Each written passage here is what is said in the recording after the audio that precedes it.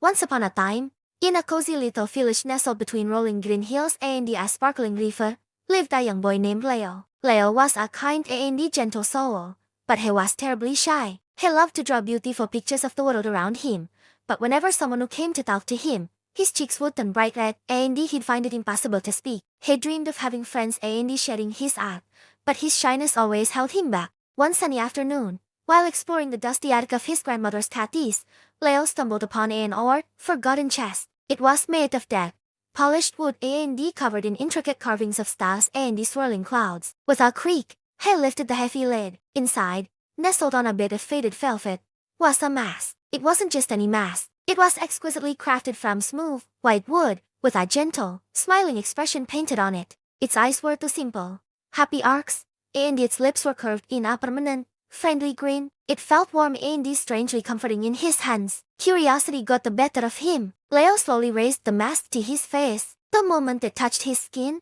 something magical happened. He felt a wave of confidence wash over him. The shyness that usually gripped him like a tight knot simply melted away. He looked in a dusty mirror and saw not a shy, quiet boy, but a confident, smiling stranger. He ran downstairs and outside, still wearing the mask. For the first time ever, he walked right up to a group of children playing by the river. "Hello," he sighed, his voice clear and steady. "My name is Leo. Can he play with you?" The other children, surprised by this new, cheerful boy, smiled but welcomed him into their game. Leo had the best afternoon of his life. He laughed, he ran, he shared stories, things he had only ever dreamed of doing. The mask was truly magical. It gave him the courage he never knew he had. From that day on, Leo wore the mask everywhere. He went to the village market and chatted with the bakers and the florists. He joined in games he'd always been too afraid to try.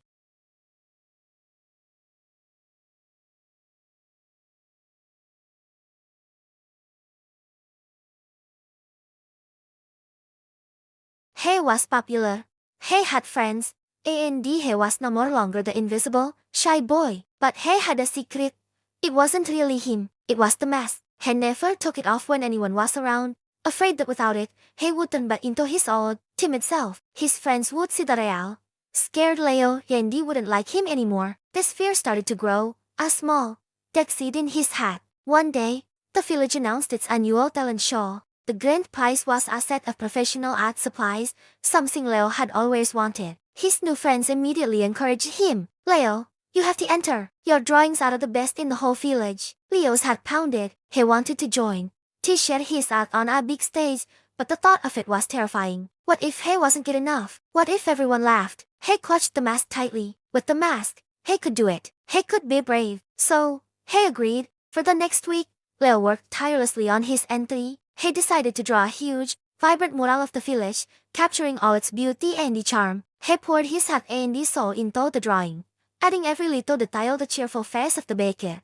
the colorful flowers in Mrs. Gable's garden, the children playing by the river. It was the best piece of art he had ever created. He felt a spark of real pride, a feeling that came from deep within him, not from the mask. The night of the talent show arrived. The village hall was packed. The air buzzed with excitement. Backstage, Leo's hands were trembling. He peeked through the curtain at the sea of faces and his stomach did a flip. He felt his old shyness creeping back, cold and familiar. He reached up to make sure his mask was secure, but it wasn't, sir. He frantically patted his face, his pockets, his bag. The mask was gone. Panic seized him. He must have left it at home in his hurry to get to the hall. He couldn't go on stage, not without the mask. He was just shy, quiet Leo. Nobody wanted to see him. They wanted the confident, funny Leo from behind the mask. He turned to run, to hide, but then he felt a gentle hand on his shoulder. It was his best friend, a kind girl named Mia. She had seen the panic in his eyes. "Leo, what's wrong? You look scared." Tears welled up in Leo's eyes. He couldn't hold it in any longer.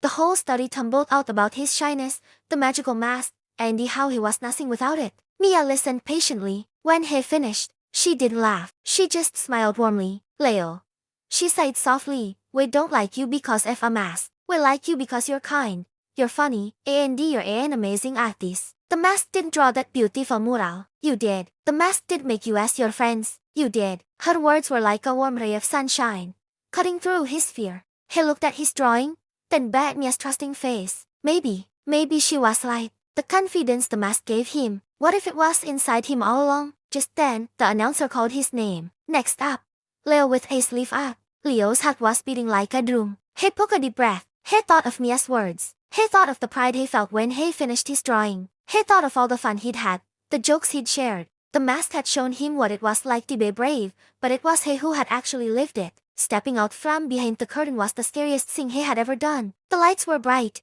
and the audience seemed huge. For a moment, he froze. He wanted to run, but then he saw Mia in the front row, giving him an encouraging thumbs up. He saw the friendly faces of his other friends, all smiling at him. He took another deep breath and walked to his easel.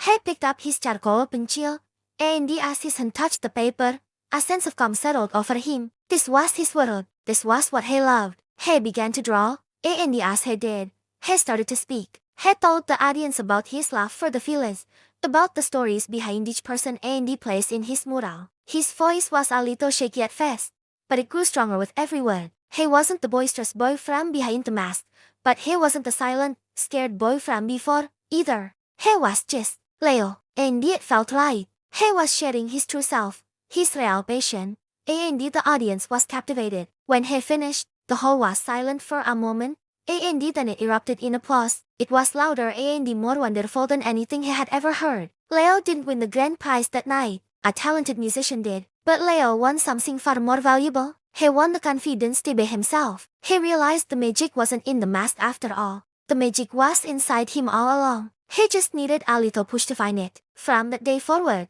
Leo never looked for the mask again. He didn't need it. He still felt shy sometimes, and that was okay. But now he knew he had the strength to push through it. He had wonderful friends who liked him for who he was, and he shared his beautiful art with the world, not as a character, but as himself. And that was the greatest magic of all. Thank you for watching this story. If you enjoyed it, please give it a like and subscribe to our channel for more wonderful tales. See you next time.